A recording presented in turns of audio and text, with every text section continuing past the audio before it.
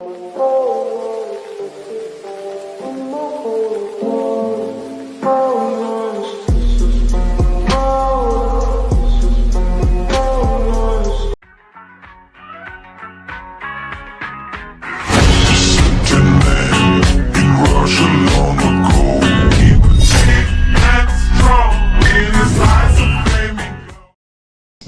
Bu.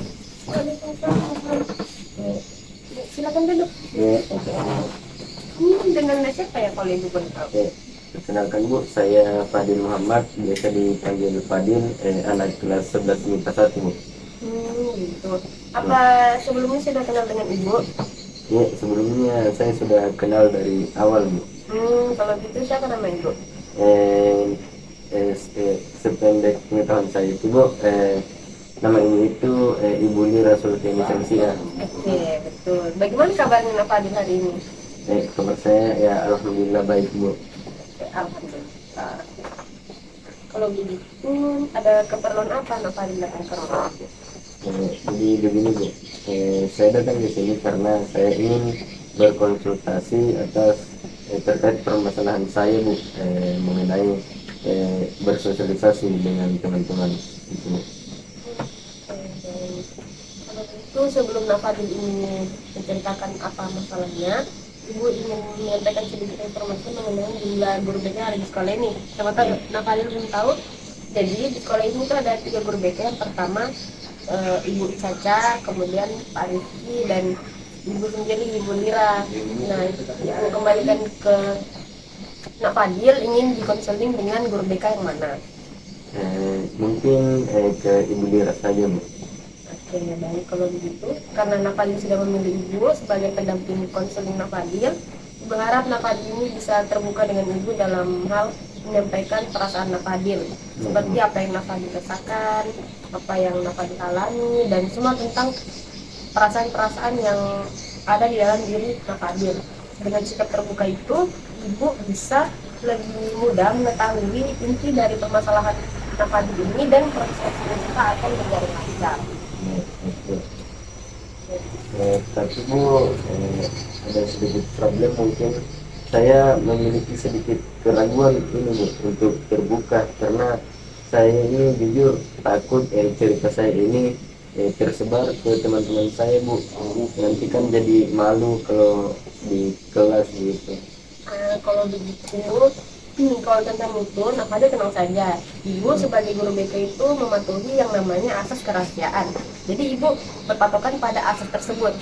Nah, Nafadil tidak perlu khawatir. Nah, cerita Nafadil ini akan tersebar ke orang-orang yang Nafadil sebutkan tadi, karena ibu akan menjaga baik-baik cerita Nafadil. Ibu tidak akan membahasnya dengan siapapun di luar dari ranah konseling kita ini. Bu, mungkin atas pertimbangan dari Ibu juga, saya sudah yakin dan percaya kepada Ibu untuk melakukan proses konseling ini. Oke, baik. Saya senang mendengarnya. Kalau begitu, mungkin kita bisa mulai menjadwalkan pertemuan konsili kita. Ya, baik Bu. Ibu menawarkan 4 kali pertemuan dalam 1 minggu dengan durasi waktu 45 menit di setiap pertemuan. Bagaimana menurut Navan sendiri? Kalau dari saya mungkin itu Bu, mohon maaf sebelumnya untuk jumlah pertemuan yang saya bisa itu, yang ditawarkan itu mungkin saya sudah bisa, tapi untuk durasinya sepertinya saya agak keberatan Bu, soalnya saya ini hanya mengandalkan waktu istirahat dan waktu ya sekitar mungkin 30 menit lah untuk melakukan proses konseling yang saya bisa Bu. Oke, bagaimana kalau kita ambil 3 kali pertemuan, 4 kali pertemuan ya dalam 1 minggu dengan durasi waktu 30 menit. Baik Bu, mungkin kalau itu saya sudah bisa. Oke.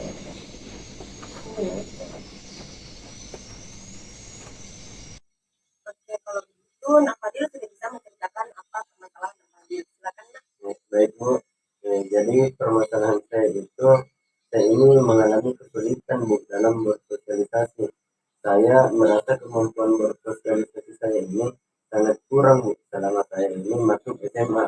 Padahal itu Bu, sebelumnya pada saat SMP itu saya merupakan tipe orang yang sangat aktif Bu, dalam berorganisasi. Sehingga saya itu memiliki banyak teman Bu, entah itu dari kelas lain maupun dari sekolah lain Bu. Tapi entah kenapa itu Bu, setelah saya masuk SMA, saya menjadi orang yang cukup sendiri Bu, dan takut berkomunikasi maupun berinteraksi dengan orang banyak Bu. Itu Bu, pernyataan saya. Ibu mengerti bisa menjadi pengalaman yang sulit bagi kamu. Apakah kamu bisa memberitahu Ibu lebih banyak tentang saat-saat ketika kami ini merasa paling sulit untuk bersosialisasi? Misalnya pada saat seperti apa kamu akan merasa kesulitan melakukan sosialisasi ini? Baik Bu, biasanya itu saya merasa paling paling sulit untuk bersosialisasi itu ketika saya berada di situasi baru Bu, ataupun ketika saya bertemu dengan orang baru, itu saya merasa seperti tidak tahu apa-apa Bu, tidak tahu apa yang harus saya katakan, tidak tahu apa yang harus saya lakukan, dan yang paling penting itu Bu, saya khawatir tentang eh, sering merasa Bu, saya ini dicerita dari belakang Bu, dan saya akan mengatakan sesuatu yang salah kepada mereka. Itu jadi mengerti bersosialisasi di situasi yang baru atau dengan orang baru itu memang kadang bisa agak menakutkan. Hmm. Apakah kamu merasa seperti ada sesuatu yang lebih spesifik yang membuat Navadi ini merasa kesulitan untuk bersosialisasi? Menurut saya itu Bu, sepertinya itu saat libur panjang kemarin Bu, saya kan sudah terbiasa di rumah nih Bu, jarang bertemu dengan orang lain juga Bu, karena saya ini memang pas libur panjang itu kegiatannya hanya di rumah saja Bu. Itu awalnya itu saya merasa sedikit tertekan karena saya ini di rumah cuma diam, kalau kadang makan main game, kadang juga ya belajar sih Bu. Namun karena terus di rumah Bu, mungkin itu yang menyebabkan ya, dan sampai sekarang itu saya merasa itu malah terbiasa dan terbawa sampai sekarang ke SMA, dan saya menjauh dari keramaian. Jadi tanpa Navadi sadari sendiri, Navadi tiba-tiba menjadi orang yang suka menyendiri ya. Eh, Iya Bu, sejauh ini saya menurut saya itu mungkin itu. Apakah sudah ada usaha yang Navadi lakukan untuk mengatasi permasalahan Navadi ini? Sejauh ini Bu, saya hanya saja berusaha berbicara dengan teman-teman saya Bu. Saya merasa hanya dia yang bisa saya ajak bicara. Itu pun hanya membahas soal tentang pelajaran Bu. Selain itu ya seperti biasa Bu, tidak berkomunikasi. Saya juga agak kesulitan mencari topik pembicaraan Bu dengan teman-teman saya yang lain, apalagi yang dari kelas lain gitu. Navadi ini agak overthinking dan tidak yakin dengan kemampuan bersosialisasi Navadi. Iya, Makanya Navadi takut untuk mencoba memulai pembicaraan dengan teman-teman Navadi. iya, iya. Baik, ini mengerti dengan perasaan Navadi. Kadang berbicara dengan orang baik bisa menjadi agak menakutkan karena kita sudah menerka-nerka bagaimana kira-kira reaksi mereka terhadap topik yang akan kita bahas. Iya Bu. Makanya itu Bu, saya datang kemari untuk meningkatkan kembali Bu kepercayaan diri saya dan bisa bersosialisasi kembali seperti pada saat saya SMP Bu.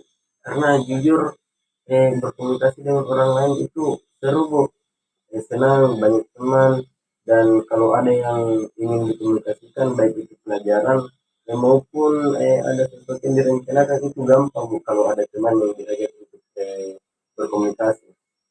Jadi Navadi ini di satu sisi tanpa Navadi sadari menjadi orang yang suka menyendiri, tapi di sisi lain Navadi juga sebenarnya sangat ingin berkomunikasi dengan teman-teman Navadi. Kalau begitu bisa Navadi ceritakan terkait siapa saja yang terlibat di dalam masalah ini dan apa kira-kira alasan kenapa masalah ini harus diselesaikan? Itu sebenarnya itu Bu, menurut saya yang terlibat dalam masalah ini tuh hanya diri saya sendiri, Bu. Dan saya memang perlu berdamai dengan diri saya sendiri, Bu. Eh, itu mengapa masalah ini harus segera diselesaikan, ya karena saya harus menyelesaikan masalah ini agar bisa bersosialisasi dengan baik dan memperluas lagi, Bu, relasi saya itu. Apalagi kan saya sudah jelas saya sudah mau masuk ke kelas 12 dan nantinya pasti saya akan lanjut ke dunia pendidikan yang lebih tinggi, ke perguruan tinggi misalnya, Bu. Dan mau tidak mau ya ini kami saya harus bersosialisasi dan untuk bisa mendapatkan teman, ya yang satu-satunya ya sosialisasi.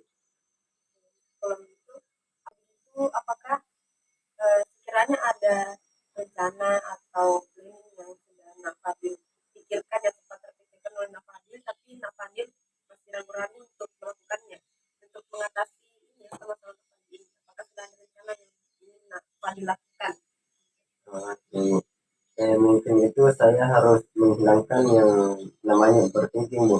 Karena overthinking ini jadinya saya jadi takut bersosialisasi dengan teman-teman saya karena selama ini saya berpikir bahwa mereka itu sering menceritakan saya, bukan saya begitu, dari belakang saya, Bu, tanpa saya sadari. Oke, langkah awal yang Nak Fadil sebutkan tadi sudah bagus, itu senang mendengarnya. Kalau menurut beberapa saran strategi dari ibu yang bisa Nak Fadil gunakan untuk mengatasi kesulitan Nak Fadil itu yang pertama, ibu ingin Nak Fadil mencoba untuk mengubah cara berpikir Nak Fadil terhadap diri Nak Fadil sendiri. Nak Fadil ini perlu menyadari bahwa Nak Fadil ini adalah orang yang menarik dan bahwa orang lain itu akan menghargai diri Nak Fadil. Kemudian yang kedua, ibu ingin Nak Fadil mencoba untuk memperluas zona nyaman. Cobalah untuk berbicara dengan orang baru dan terlibat dalam situasi sosial yang baru. Ini mungkin menakutkan pada awalnya, tetapi itu akan menjadi lebih mudah seiring berjalannya waktu. Dan yang terakhir, ibu ingin kamu mencoba untuk fokus pada mendengarkan orang lain. Ketika kamu berbicara dengan seseorang, cobalah untuk benar-benar mendengarkan apa yang mereka katakan dan coba untuk memahami apa yang mereka katakan. Ini akan membantu Nak Fadil untuk merasa lebih terhubung dengan orang lain dan akan membuat mereka merasa lebih terhubung juga dengan Nak Fadil. Terima kasih, Bu, atas sarannya, Bu.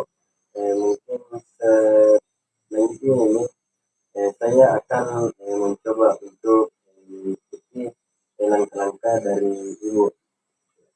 Ibu senang mendengar itu. Oke, Ibu senang mendengar itu.